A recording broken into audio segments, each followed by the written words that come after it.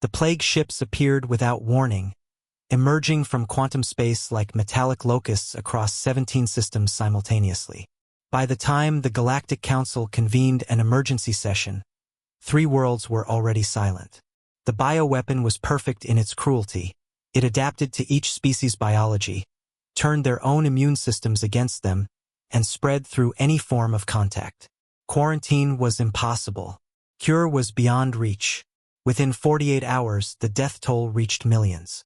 Within a week, billions. The galaxy's greatest minds worked frantically, but the plague evolved faster than any treatment.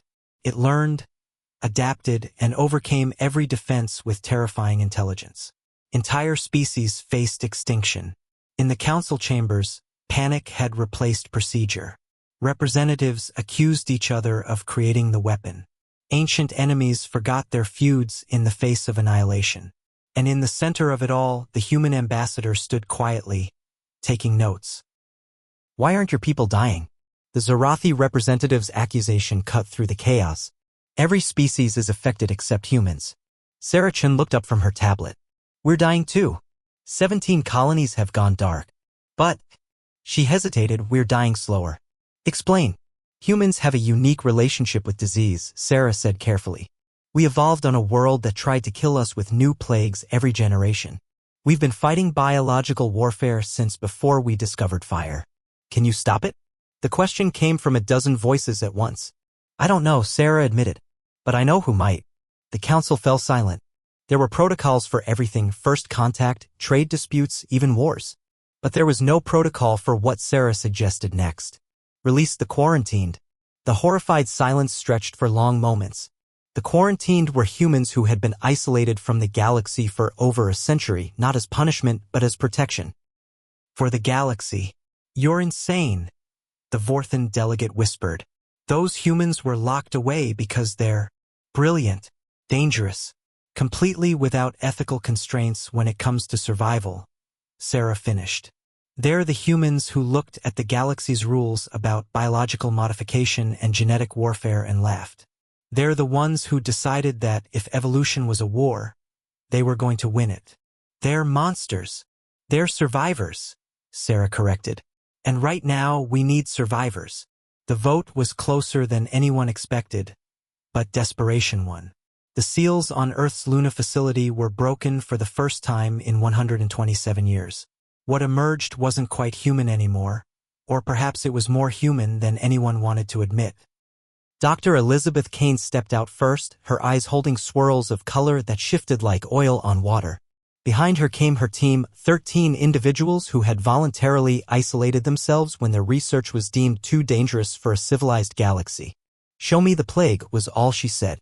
The next 72 hours redefined the meaning of desperate measures. The quarantined didn't work in sterile laboratories or follow safety protocols. They infected themselves deliberately, studying the plague from within. They spliced their own DNA in real time, becoming living laboratories.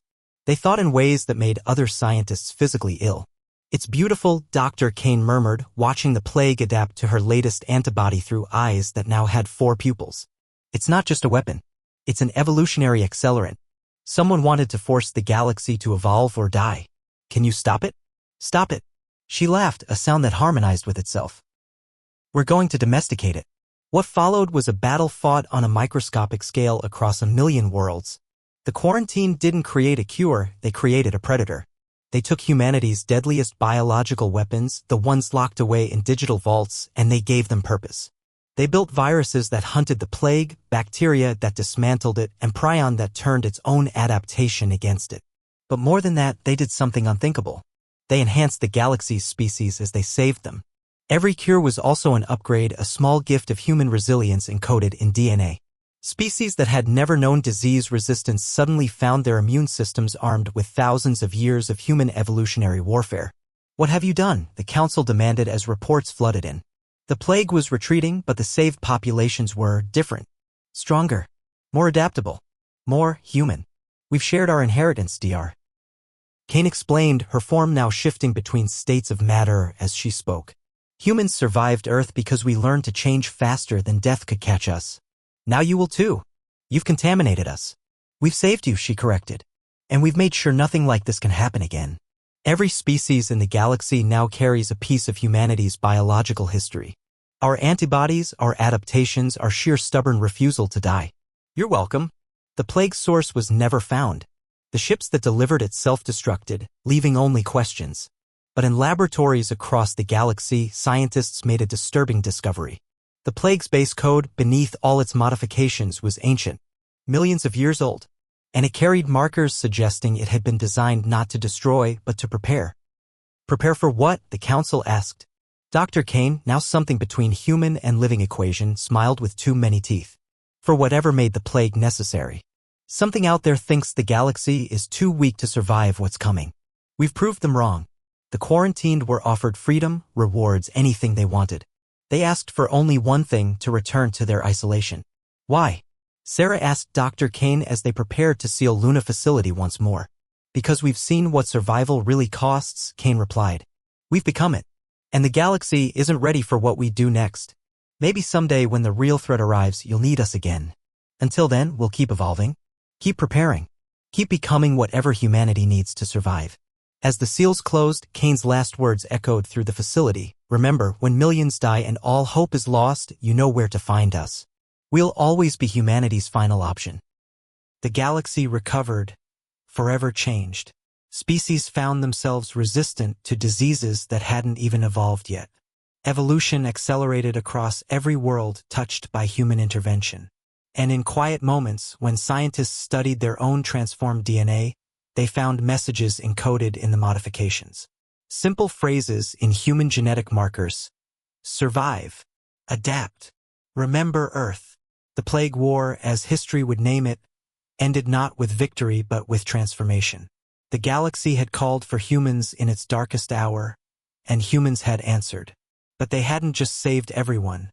They had made them all a little more human, a little more stubborn, a little more willing to survive at any cost. And somewhere in the dark between stars, in ships that shouldn't exist, something watched the galaxy's newfound resilience with satisfaction before turning its attention to the greater threat still approaching from the void.